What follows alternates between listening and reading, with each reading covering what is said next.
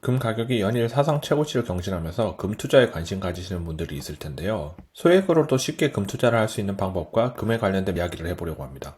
금을 투자할 수 있는 방법은 여러 가지가 있는데요. 첫 번째로 금괴나 골드바를 구매하는 방식입니다. 은행이나 금거래소, 금은방이나 일부 편의점에서도 구매가 가능하죠. 실물을 보유하기 때문에 분실이나 도난 위험이 있고 구매 시에 부가가치세나 수수료가 발생한다는 단점이 있습니다. 또 다른 방법으로는 한국거래소가 운영하는 금시장을 이용하는 방법인데요. 증권사에서 금 전용 계좌를 만들고 주식처럼 사고 파시면 됩니다. 쉽게 매수 매도가 가능하기 때문에 금의 시세 차익을 노리는 거라면 굉장히 괜찮은 방법이죠. 또한 보유량이 100g 을 초과하면 골드바로 교환도 가능합니다. 그리고 은행에서 취급하는 금통장이라는 상품도 있는데요. 금통장을 만들고 입금을 하게 되면 시세에 따라서 금이 통장에 쌓이게 되고 차후 현금이나 금으로 인출할 수가 있습니다.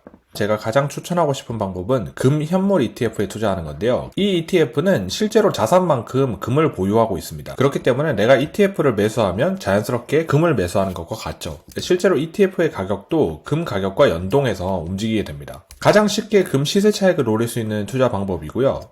ETF이기 때문에 소수점 거래도 가능하니까 1,000원으로도 투자가 가능합니다. 증권사 계좌만 있으면 되니까 누구나 쉽게 투자를 접근할 수 있겠죠. 조금 다른 방법이지만 금광을 소유하거나 금을 채굴하는 기업에 투자할 수도 있는데 다만 원자재 가격하고 다르게 움직이는 경우가 많아서 단순하게 원자재 가격만 믿고 투자하기는 어렵습니다. 결국에는 현물 ETF가 가장 투자하기 쉽다고 했는데 대표적인 종목으로는 이렇게 5개 정도가 있습니다. 그 중에서 추천하고 싶은 ETF는 GLDM인데요. 원래 골드의 줄임말인 GLD가 가장 유명한데 여기는 운용보수가 0.4%로 높은 편이거든요. 같은 운용사에서 만든 미니 상품입니다. 운용자산도 10조 원 이상으로 높은 편이고 운용보수는 연간 0.1%밖에 안 되기 때문에 만약에 금 현물 ETF에 투자하신다면 GLDM에 투자하시는 게 좋을 것 같습니다. 현재 금 가격이 왜 오르는지 간단하게만 정리를 해보도록 할게요. 첫 번째가 정세가 불안하다는 건데요. 러시아 우크라이나 전쟁이 아직도 끝나지 않고 있고 이스라엘 하마스 전쟁도 이어지고 있고 얼마 전에는 이스라엘과 이란이 공습을 주고받았죠. 언제든지 전쟁이 일어날 수 있는 시대가 돼버렸습니다.